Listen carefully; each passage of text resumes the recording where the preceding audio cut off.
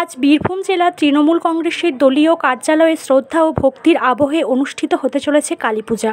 পূজার অনুষ্ঠানে উপস্থিত ছিলেন বীরভূম জেলা তৃণমূলের কোর কমিটির আহ্বায়ক অনুব্রত মণ্ডল। তিনি মা কালীর চরণে প্রণাম নিবেদন করে সমগ্র জেলার শান্তি, সৌহার্দ্য ও মঙ্গল কামনা করেন।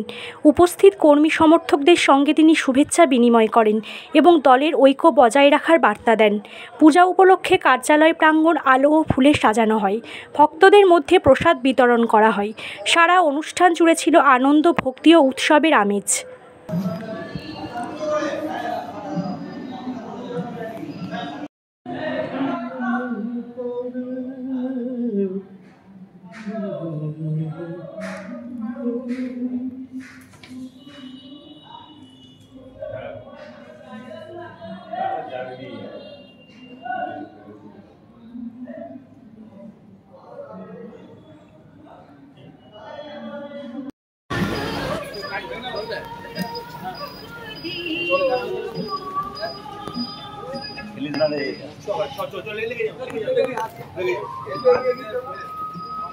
নিয়ম কারণ সেই নিয়মকরণ মেনে,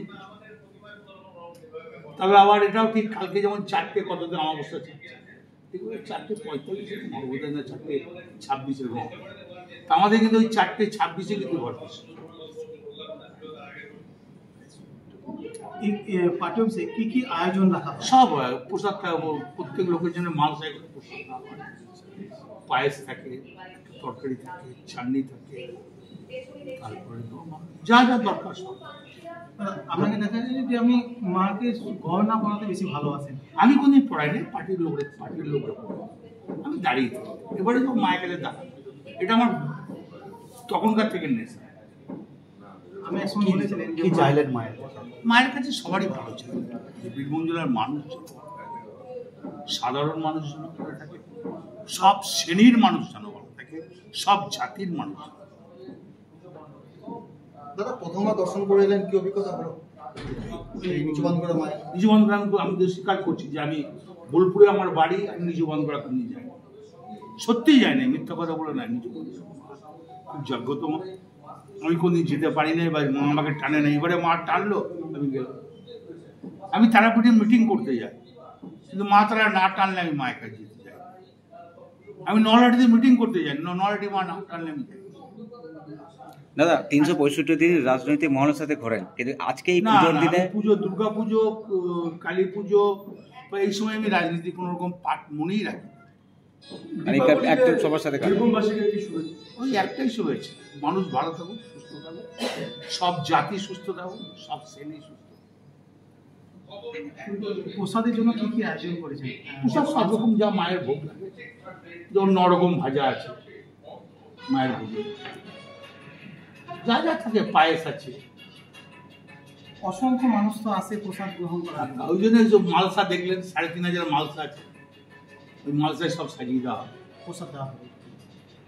খাওয়ানোর তো ব্যবস্থা থাকে বসে, ওই তো মালসায় প্রসাদ দিয়ে দিই।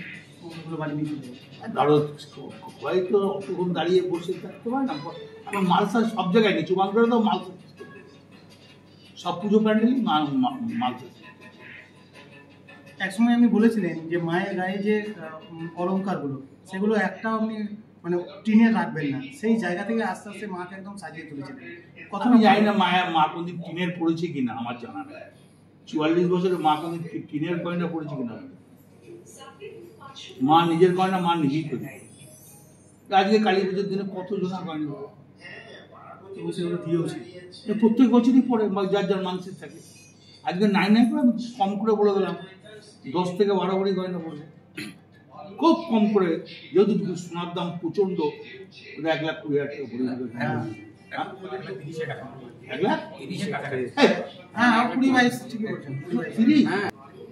ওই আগেও যা ছিল, এখন আরবারে কত পড়েছিল আমার মনে নেই, তার আগে বছর কত পড়েছে সেই হিসেবগুলো ওরা দিতে পারবে।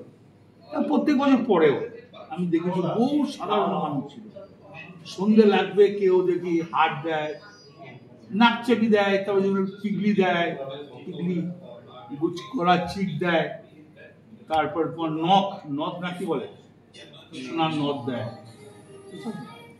পড়বে, অনেক সোনা পড়বে। দাদা, সামনে 2026 ইলেকশন, আজকে কালী পুজোতে মায়ের কাছে কি চাইবে? একবারই না, আজ রাজনীতি কথাবার্তা সবাই ভালো থাকুন, সুস্থ। মুখ্যমন্ত্রী এবং অভিষেক বন্দ্যোপাধ্যায় নামে পুজো হবে, কংগ্রেস দলে হচ্ছে, তারাপীঠে হচ্ছে, নরডেশন কি হচ্ছে?